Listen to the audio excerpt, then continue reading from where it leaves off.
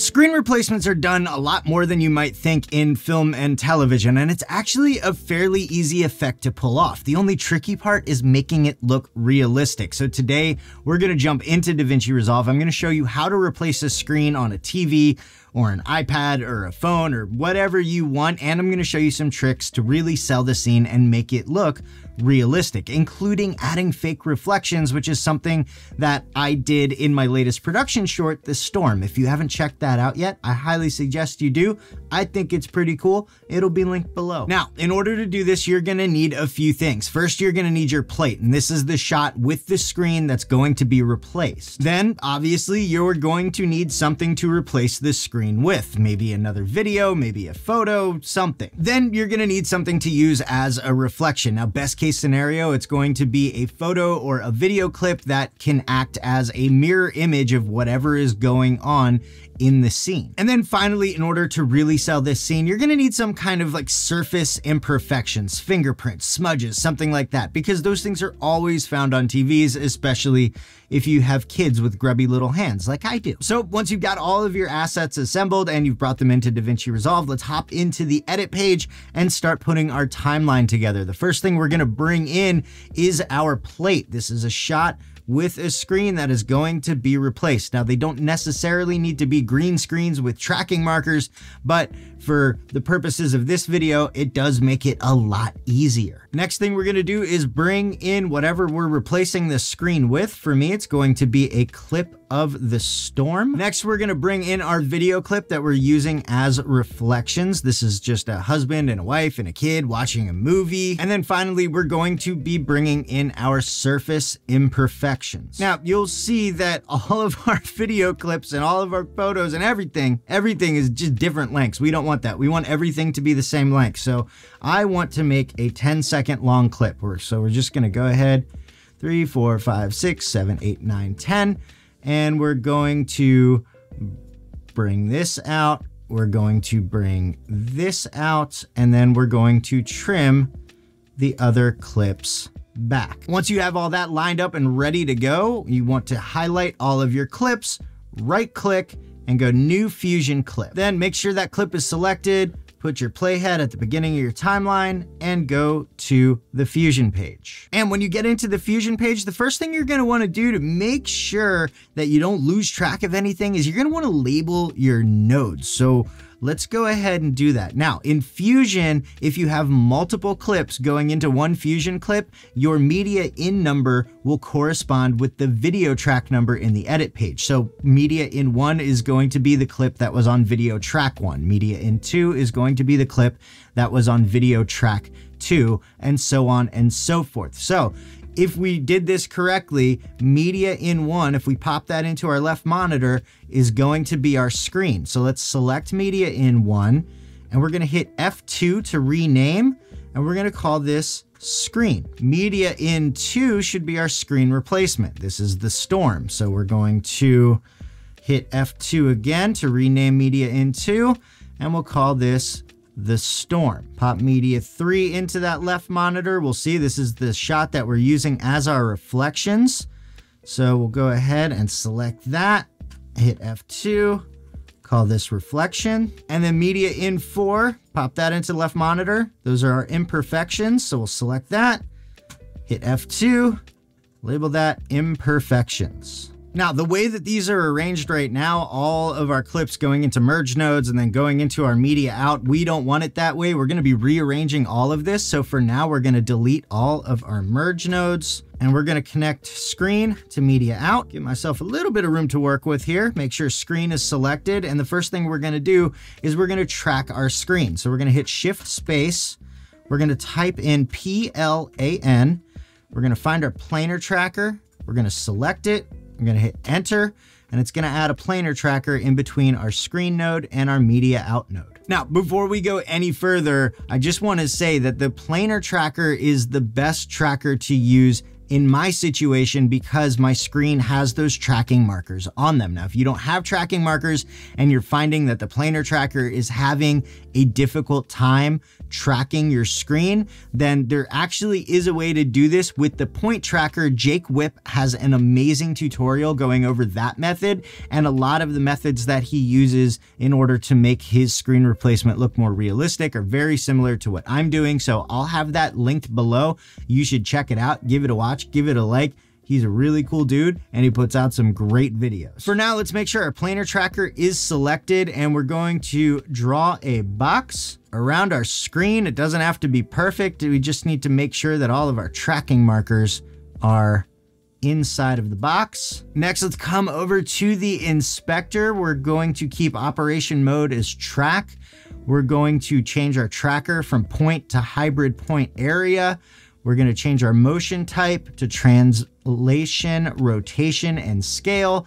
We're going to keep our output as background. We're going to keep our track channel as Luma. We're going to make sure our playhead is at the beginning of our composition, and we're going to hit track forward. And once that's done tracking, you'll see a whole bunch of keyframes have shown up in our timeline. That means we've got a successful track. So yay for us. Let's move on to the next thing. Let's make sure our planar tracker is selected. We're going to come back into the inspector. We're going to change operation mode from track to corner pin. And then we're just going to resize this box so it's all lined up with the corners of our screen. It doesn't have to be perfect. Just get it as close as you can. There we go. That looks good. Now what we're going to do is we're going to take our media into our screen replacement and we're going to drag that into our planar tracker. And you will see that our screen has been replaced. Sorta, kinda. We've still got some green edges here. So what we're going to do is we're going to grab our planar tracker and we're just going to move these corners around and we're going to finesse it a little bit. And once that's done, if we play that back, you'll see we've got a nice little screen replacement there. All right, moving on to the next step, just to make sure that this screen kind of sticks where it's supposed to, what we're going to do is grab our planar tracker again, and we're going to add a rectangle mask to it. And we're going to come into our inspector and we're going to change our width to 1, our height to 1, and now we have a really, really nice track. So our screen has been replaced, but this doesn't look realistic yet. There are some things that we need to do. The first thing we need to do is kind of match up the contrast of what's on the screen with the rest of the image. It right now looks very separate. It looks like a comped in element. So let's go ahead and fix that first. Let's go ahead and grab our storm node. Gonna move these nodes out of the way. And what we're gonna do is add a color correction node to this node. And we're gonna come into our inspector. We're gonna change colors to levels in the menu drop-down box. And then we're just gonna finesse the black and white points down at the bottom. Bring the blacks up a little bit, bring the whites down a little bit. Just finesse it until it looks like it belongs as part of this image. That's looking good right about there. The next problem we're facing is the screen looks like it's on top of the TV. It doesn't look like it's part of the TV. And there's a simple way to fix this. What we're gonna do is we're gonna make sure that none of our nodes are selected. We're gonna go ahead and add a background. And then what we wanna do is grab our rectangle mask from our planar tracker and we're gonna copy. We're gonna select our background node and we're gonna paste, bring this over here. I'm gonna add a merge node to our color corrector. So select your color corrector, select merge, give ourselves a little room to work here. And we're gonna drag our background node into our merge node. And you'll see that this added just a solid black box. Obviously, we don't want that. What we're gonna do is grab our rectangle mask here and we're going to come into the inspector. We're going to uncheck solid. We're going to give this just a slight border width.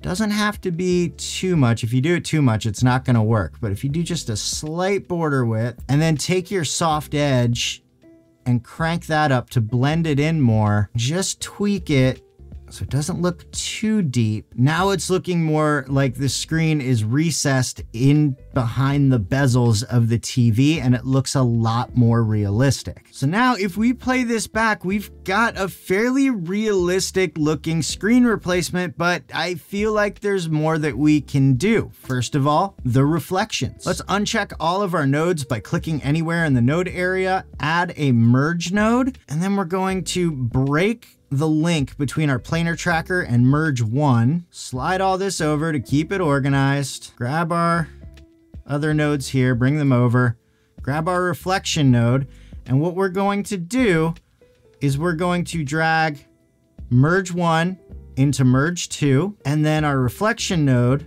into merge 2, and you should have merge 1 going into your background of the merge and reflection going into the foreground of your merge. We're going to drag our reflection down here, give ourselves some room to work with, and then we'll connect merge 2 back to the planar tracker. And now let's start making this top image, which shouldn't be our top image, into a reflection. First thing we're going to do is grab our reflection node, and we're going to add a transform. Now, remember, this image should look like a mirror image of whatever is going on in the scene, and it's not really selling that right now. So what we're going to do is, with our transform node selected, is come into the inspector, and we're just going to grab this horizontal flip, click that, and now everything is mirrored and it looks a little bit more natural. Next thing we're going to do is add a blur node, and we're just going to bring up the blur on this because reflections in TVs are never sharp. If you have like a matte TV screen, it's always a little blurry. So we're going to bring up the blur on that. And then finally, we're going to grab our merge 2 node, and we're going to change our apply mode to screen, and then we're going to play around, bring the gain down, bring the blend down until this actually looks like a fairly convincing reflection. And I think we've got it nailed right there. If we play that, yeah, that's looking pretty good. That actually looks like a reflection. Moving on to the next step, let's add our surface imperfections. We're going to break this connection with the planar tracker again. We're going to move everything over to the left to keep things organized because I love a nice organized node tree. Unselect everything, add another merge node, bring our merge node below the planar tracker. Again, this time we're bringing merge 2 into the background of merge 3, and we're bringing imperfections into the foreground of merge 3. We're going to bring merge 3 into our planar tracker, and we will bring our imperfections node down here. And then with our imperfections node selected, we're going to add a blur node. And again, we're going to bring that blur up. We're going to select our merge node, change the apply mode to screen, and again, start playing around with the gain and the blend until it looks nice and natural. All right, final step is to head over to the color page, and we just want to make it look like this is all part of the same scene. So we're just going to drop a quick grade on top of all of it. I'm not even going to bother with really grading it. I'm going to throw a LUT on there and see what that does. Let's just go ahead and grab the M31 LUT. Drag it on there. We'll drop the key to about 50% and take a look at a quick little before and after.